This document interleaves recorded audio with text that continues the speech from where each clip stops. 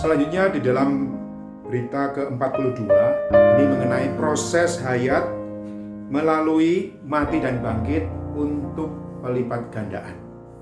Di sini di dalam pasal 18 adalah satu catatan bagaimana Tuhan sendiri dengan sukarela menyerahkan dirinya untuk ditangkap.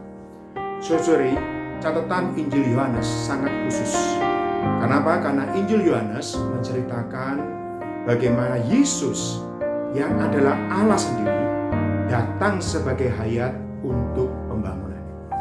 Karena itu peristiwa Tuhan di Taman Getsemani, kalau di dalam catatan Matius, Markus, Lukas, itu adalah Tuhan berdoa supaya cawan ini lalu daripada dia, lalu datang Yudas mencium untuk menyerahkan Yesus.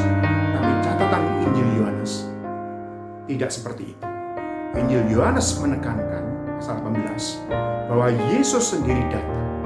Yesus sendiri dengan sukarela menyerahkan dirinya untuk menjadi tebusan, untuk memberikan hayatnya ke dalam kita. Maka ada beberapa catatan yang harus kita perhatikan. Jadi sekali lagi, Yesus sendiri dengan kemauannya sendiri memberikan dirinya kepada kita, kepada murid-muridnya untuk melalui proses. Jadi dia sendiri yang datang kepada orang-orang yang mau menangkap dia. Di dalam pasal 18 ayat yang keempat, saya bacakan ya. Dikatakan bahwa Yesus yang tahu semua yang akan menimpa dirinya maju ke depan dan berkata kepada mereka, "Siapakah yang kamu cari?" Jadi di sini Yesus yang menyajikan dirinya untuk terus terang datang menanyakan siapa yang mereka cari. Dan di ayat 5 jawab mereka, "Yesus dari Nazaret." Katanya kepada mereka, "Akulah dia."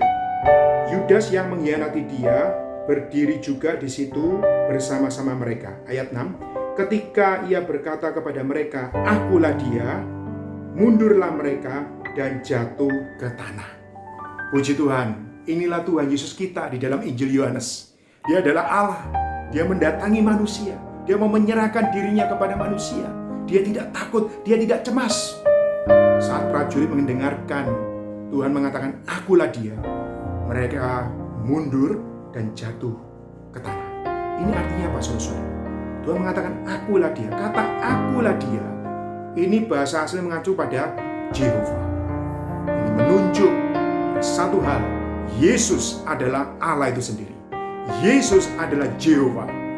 Arti kata Jehovah adalah aku adalah. Aku adalah aku.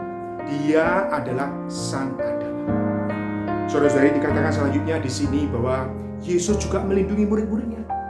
Petrus dengan alamiahnya dia memotong telinga salah satu hamba imam besar yang namanya Malkus, dan Tuhan segera menghentikan, Tuhan menyembuhkan hamba itu, dan Tuhan memberitahu murid-muridnya bahwa bahwa Tuhan sendiri harus minum cawan pahit itu. Saudara-saudari, ini menunjukkan Tuhan kita adalah Allah yang mau datang memberikan dirinya kepada manusia untuk menjadi hayat di dalam mereka. Puji Tuhan. Selanjutnya saudara-saudari, kita melihat bahwa Tuhan diuji di dalam kewibawaannya, dan Tuhan pada akhirnya juga dihukum di dalam ketidakadilan manusia, tapi di dalam kedaulatan Allah. Tuhan diuji oleh dua golongan orang. Pertama oleh kaum agamawan, yang kedua oleh kaum politik Romawi. Di dalam dua kelompok yang menguji Tuhan, kedua-duanya mengakui bahwa Yesus tidak ada dosa. Yesus tidak ada kesalahan sedikit. Yang kedua, di dalam Tuhan diuji, Tuhan bisa memberikan jawaban yang penuh wibawa. Tuhan adalah Sang Terang Dunia. Sebagai Sang Terang Dunia, Dia telah menelanjangi kegelapan. Kaum agamawan di dalam kebutaan agama mereka. Kaum politik di dalam ketidakadilan mereka. Saudara-saudari, kita bersyukur Tuhan kita di tengah-tengah manusia, dia diuji sebagai anak domba Paskah. Sebagai anak domba, dia tidak berkeluh, dia tidak meronta, menggerutu, tapi dia menerima semua perlakuan manusia. Saudara-saudari, kalau kita membaca pasal 18, bagaimana Tuhan kita diejek, Tuhan kita dihina. Saudara-saudari, ini menggugah Anda dan saya. Tuhan kita tidak bersalah, tapi dia rela menggantikan kita untuk dihina, diejek. Semuanya apa? Dia untuk mati bagi Anda dan saya. Dia menjadi tebusan bagi Anda dan saya, dan sampai dia menjadi hayat di dalam Anda dan saya. Di dalam pasal 18 ayat yang ke-20, jawab Yesus kepadanya, "Aku berbicara terus terang kepada dunia. Aku selalu mengajar di rumah-rumah ibadat dan di bait Allah, tempat semua orang Yahudi berkumpul. Aku tidak pernah berbicara sembunyi-sembunyi." Ini menunjukkan satu kewibawaan Tuhan. Dimanapun dia berada, pembicaraannya, perbuatannya menunjuk bahwa dialah terang dunia. Inilah perkataan dia di hadapan kaum agamawan, dan ini menelanjangi kebutaan dari para agamawan itu sendiri. Sedangkan terhadap politik Romawi, saya menyinggung di dalam pasal 18 ayat yang ke-38b, sesudah mengatakan demikian, Pilatus keluar lagi mendapatkan orang-orang Yahudi dan berkata kepada mereka, "Aku tidak mendapati kesalahan apapun padanya." Kaum politik yang diwakili oleh Pilatus di sini pun juga tidak menemukan kesalahan sedikit pun dari Tuhan kita Yesus Kristus. Puji Tuhan, di dalam pengujian di hadapan manusia, Tuhan kita tidak bersalah. Dia adalah Allah yang murni. Dia juga manusia yang tidak berdosa. Maka dia layak untuk menjadi penebusan bagi Anda dan saya. Puji Tuhan. Selanjutnya di dalam pasal 19 adalah Tuhan Yesus. Dia dihukum melalui kayu salib. Dia memikul salib menuju kepada bukit Golgota. Golgota artinya bukit tengkorak. Dan bersama dengan dia disalibkan juga dua orang penyamun. Ada satu hal yang khusus di dalam catatan Yohanes pasal 19 ini, bahwa dikatakan di ayat 19, Pilatus menyuruh memasang juga tulisan di atas kayu salib. Bunyinya, Yesus orang Nazaret, Raja orang Yahudi. Kata-kata itu tertulis dalam bahasa Ibrani, bahasa Latin, dan bahasa Yunani. Ini menunjukkan bahwa kematian Tuhan Yesus adalah kematian kepada seluruh umat manusia.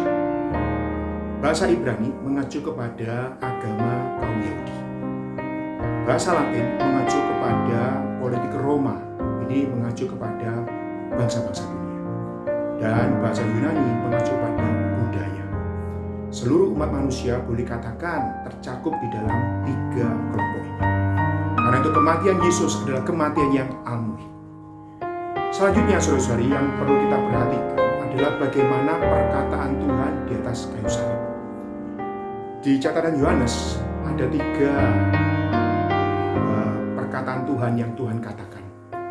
Pertama adalah dia menunjuk kepada ibunya, itu di dalam ayat pasal 19 ayat yang ke-26.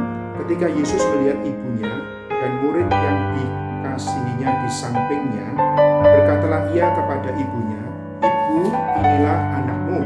Kemudian katanya kepada muridnya, "Inilah ibumu." Sejak saat itu, murid itu menerima dia di dalam rumahnya. Ini menunjuk kepada tujuan dari tulisan Injil Yohanes, yaitu Tuhan datang sebagai hayat untuk memberikan hayatnya kepada manusia. Di sini Tuhan menyatakan bahwa dia mati untuk menyalurkan hayat. Inilah dia berkata kepada ibunya, "Ibu, inilah anakmu," menunjuk kepada Yohanes. Saudara-saudari, inilah tujuan hayat, supaya dia tinggal di dalam kita. Perkataan selanjutnya adalah Tuhan mengatakan, Saudara-saudara, apakah artinya aku haus? Aku haus di sini adalah Tuhan rela menerima cawan pahit. Tuhan rela menerima rasa kematian. Dia dengan sukarela mau menggenapkan apa yang Bapa kehendaki, yaitu dia rela mati bagi Anda dan saya. Makanya dia mengatakan, aku haus. Cuman ini dianggap oleh prajurit waktu itu dia haus secara jasmani. Lalu prajurit memberikan anggur asam. Dan sesudah Tuhan meminumnya, Tuhan mengatakan sudah selesai. Saudara-saudari, sudah selesai menunjuk kepada dia telah menyelesaikan semua apa yang Bapa tugaskan, apa yang Bapa perintahkan. Dia telah menyelesaikan penebusan. Dia menyelesaikan kehendak Bapa. Dan sampai pada puncaknya dia menyelesaikan untuk memberikan hayatnya ke dalam Anda dan saya. Kiranya dua berita ini membawa kita lebih mengasihi Tuhan. Terhadap kematian Tuhan, kita mungkin melihat betapa sengsaranya Tuhan.